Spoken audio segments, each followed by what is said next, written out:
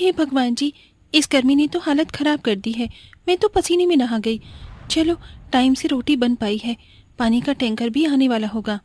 इतने में कच्ची कॉलोनी के बाहर में पानी की टैंकर आ जाती है और एक सरकारी आदमी आवाज लगाता है, सुनो सुनो झुग्गी वालों, जिसे भी पानी भरना है वो जल्दी से आ जाओ, पानी का टैंकर अगले आधे घंटे तक यहीं पर खड़ा है। यह सुनकर गरीब बहू पसीना पोंछ कर बाल्टी डिब्बे उठा लेती है। तभी गर्मी से बेहाल बूढ़ी सुलोचना चिंता जताते हुए बोली, बहू, तुझे छठा महीना चल रहा है, इतनी भारी बाल्टी डिब्बा उठाकर कैसे भर कर लाएगी? बेटी रुचि। जी माँ। अपनी भाभी के साथ में जा। तभी 5 साल की पलक मटका ले लेती है। चलो माँ, मटका मैं लेकर चलती हूँ। हाँ, मगर ध्यान से पलक बिटिया, कहीं मटका गिरा मत देना। गरीबी में यही हमारा इकलौता आसरा है, जिसे थोड़ा मोड़ा ठंडा पानी हमें मिल जाता है। उन गरीब नंद भाभी के आते आते पानी के लिए लंबी चौड़ी लाइन लग जाती है, जिस वजह से उनकी बारी आते आते पानी खत्म हो जाता है। अरे पानी खत्म हो गया, अब अपना ये बाल्टी डिब्बा उठाओ और दफा हो जाओ यहाँ से। लेकिन भैया जी, मैंने तो पानी भी नहीं भरा है। तो हम क्या करें? हमने तुम गरीबों का ठेका थोड़े लिया है। पानी की टैंकर चला जाता है और करुणा अपनी बच्ची और नंद के साथ गरीब ससुराल में लौट आई, जहां बूढ़े सास ससुर प्यास के मारे हाँफ रहे थे।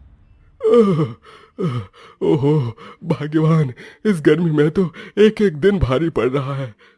हाँ जी, इस बार गर्मी भी तो इतनी ज्यादा भयंकर पड़ रही है कि दिन काटे नहीं कटता। पंखा भी मरा मरा सा चल रहा है। अमीरों के लिए तो ये गर्मी का मौसम कितना सुहावना है।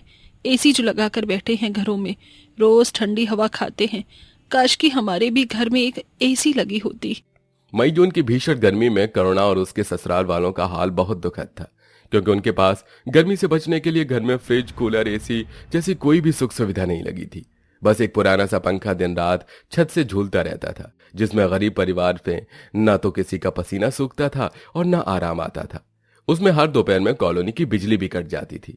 ओहो, ये और अलग आफत है। एक तो गर्मी ने तबाही मचाई हुई है, ऊपर से बिजली कट गई। बहू, जरा पानी तो पिला दे।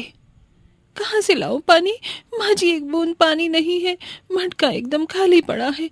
मैं नदी से पानी लाती हूँ। ये कहकर गरीब करुणा कमर में घड़ा लिए कड़ी धूप में नदी पर आ जाती है। दिन दोपहरी में कोई भी घर से नहीं निकलता था। जिसके पास क्षमता थी वो अपने घरों में एसी लगाकर बैठे थे, जबकि गरीब बहू और उसके ससुराल वाले हर दिन गर्मी का दुख भोग रहे थे। हे भगवान, इस धूप ने तो नदी के पानी को भी नहीं छोड़ा। धूप के मारे नदी का पानी भी एकदम उबल रहा है। कोई नहीं, एक मटका भर लेती हूँ। करुणा पानी लेके धूप में जाने लगती है। तभी चिलचिलाती धूप की वजह से वो चक्कर खाकर सामने से आती हुई एक लंबी गाड़ी के सामने बेहोश हो जाती है, जिसमें प्रीता और अंजलि नाम की 2 अमीरजादियां बैठी थीं। उफ अंजलि, जरा कार का एसी का टेम्परेचर बढ़ा दी, गर्मी लग रही है। अच्छा ठीक है। अरे प्रीता, लगता है सड़क पर कोई औरत बेहोश है। दोनों अमीर सहेलियां मदद के लिए नीचे उतरती हैं और जैसे ही वो गरीब करुणा को देखती हैं तो उनकी आंखों से आंसुओं की बदरा बरस पड़ती है। प्रीता, ये तो हमारी कन्नू है। कभी सोचा नहीं था कि इसे ऐसी हालत में देखेंगे। क्यों गरीब सी करुणा को देखकर उसके प्रति दोनों अमीर सहेलियों का दिल पसीज गया।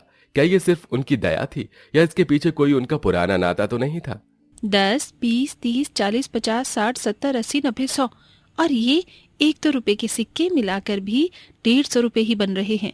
इसमें मैं प्रीता और अंजलि को एक अच्छे रेस्टोरेंट में पार्टी देना तो दूर, कुछ भी नहीं खिला पाऊंगी। ऐसा सोचकर गरीब करुणा दिल दुखी कर लेती है। इतने में उसके गरीब घर के चौखट के आगे उसकी दोनों अमीर सहेलियां लंबी सी चमचमाती गाड़ी लेकर आ जाती हैं और जोर जोर से हॉर्न बजाती हैं। कानू, जल्दी कर, आजा। आ गई माँ, मैं आती हूँ। करुणा एक पुराना सा सूट डालकर घिसी पिटी चप्पल में आकर बैठ जाती है। कार के अंदर बहुत ही ज्यादा ठंडक होती है, क्योंकि उसमें एसी चल रहा होता है। कितनी राहत है तुम्हारी इस लंबी गाड़ी में। ये एसी की ठंडी ठंडी हवा खाना तो मुझे बर्फ का गोला खाने से भी अच्छा लगता है। और हमें तो तेरा खुशी भरा खिलखिलाता मुस्कुराता चेहरा पसंद है।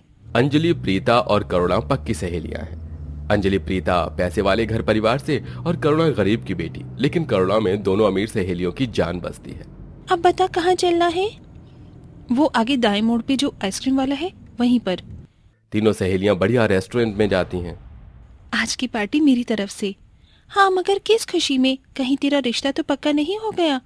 हाँ अंजलि, बाबा ने मेरा रिश्ता पक्का कर दिया है। थोड़े दिन में मेरी विदाई हो जाएगी। सुनो भैया, एक फ्रूटी आइसक्रीम और एक वनीला फ्लेवर, और मेरे लिए मैंगो आइसक्रीम लाना। जी मैडम। हाँ, कुल मिलाकर 150 के आसपास की आइसक्रीम बैठेगी। इतने पैसे तो हैं मेरे पास, अंजलि और प्रीता ने बताया था। लेकिन सच्चाई से अनजान बेचारी गरीब करुणा नहीं जानती थी कि उस महंगे रेस्टोरेंट में एक मामूली आइसक्रीम भी 200 से नीचे की नहीं थी। चलो तुम दोनों खाओ, मैं बिल दे के आती हूँ। लाना यार, मैं दे आती हूँ पैसे। करुणा हिचकिचाते हुए पैसे दे देती है, जिसे देखकर उन दोनों अमीर सहेलियों की आंखों में आंसू थमते नहीं हैं। हम दोनों को आइसक्रीम खिलाने के लिए तो 1-1 2-2 रुपए जोड़ कर लाई थी। हाँ, क्योंकि मेरा मन था, और अब तो मैं जा रही हूँ अपने ससुराल। हम तुझे बताना चाहते हैं, हम दोनों भी आगे की पढ़ाई के लिए लंदन जा रहे हैं। थोड़े दिन में करुणा की शादी माधव से हो जाती है। वहीं दोनों भी विदेश चली जाती हैं और यहाँ से सब कुछ बदल जाता है। एक तरह जहाँ गरीब बहू ससुराल में दुख उठाती है, तो वहीं अमीर सहेली सुख से जीवन बिता रही थी। आंखें खोलते ही करुणा अपनी सहेलियों को देखती है। प्रीता, अंजलि, तुम दोनों? हाँ, हम तेरे ही ससुराल जा रहे थे यार। 5 साल गुजर गए ना हमें बिछड़े। हाँ, अच्छा चलो ना। करुणा दोनों को घर में लाती है, जहां पूरा गरीब ससुराल सड़ी सी गर्मी में पसीने से लथपथ था। अरे बहू, पानी ले आई तो दे दे। जी बाबूजी, ये लीजिए। प्यास से बदहाल पसीने से भीगा दीना गट गट करके पानी पी जाता है। अरे तुम दोनों खड़ी क्यों हो, बैठो ना। करुणा शर्मिंदगी के भाव से दोनों को खाट बिछाकर बिठाती है। वहीं पंखे की आवाज चर चर करके चल रहा था। माँ, माँ मुझे गर्मी गर्मी लग रही है, देखो ना गले में चींटी जैसा काट रहा है। अभी नीम के पत्ते पीस कर लगा दूंगी मेरी बिटिया, तो ठीक हो जाएगा। अच्छा प्रीता, अंजलि, बताओ क्या पियोगे, ठंडा की गर्म? तुम बैठो, मैं ठंडा लाती हूँ। जो तू पिला दे। सुनो जी, 5 या 10 रुपए की बर्फ ले आओ, शिकंजी बनाकर पिला दूंगी दोनों को। मेरी दोनों सहेलियां पहली बार मुझ गरीब सहेली के घर आई हैं, और ऐसे घड़ी में आई हैं जब मेरे हाथ में एक पैसा नहीं है। चिंता मत करो करुणा, लाता हूं बर्फ। प्रीता और अंजलि करुणा की बातें सुन लेती है। घर की बुरी परिस्थितियों को देखकर दोनों अमीर सहेली का दिल दुख से भर जाता है। इतनी गर्मी में हमारी सहेली और उसके बेचारी ससुराल वाले कैसे रहते हैं? मुझे तो 1 मिनट भी नहीं बैठा जा रहा है इतनी गर्मी में। इस घर में इसी की जरूरत है ना? कन्नू, हम जरा बाहर टहल कर आते हैं। दोनों सहेलियां गरीब ससुराल से निकलकर एसी की बड़ी सी दुकान पर आती हैं और इंपोर्टेड एसी खरीद कर लाती हैं, जिसे देखकर पलक उछल पड़ती है। अरे वाह, एसी एसी, अब हमें गर्मी में नहीं सोना पड़ेगा। तो तुम दोनों ये एसी लाने गई थी, अपनी गरीब सहेली पर कर्ज चढ़ा दिया ना? कन्नू, सहेलियों पर कर्ज नहीं चढ़ता। तू हमारी सहेली है, और इस हालत में इतनी गर्मी में तेरे लिए अच्छा नहीं। और माँ जी बाबूजी हमारे भी हैं, अपने ही हैं।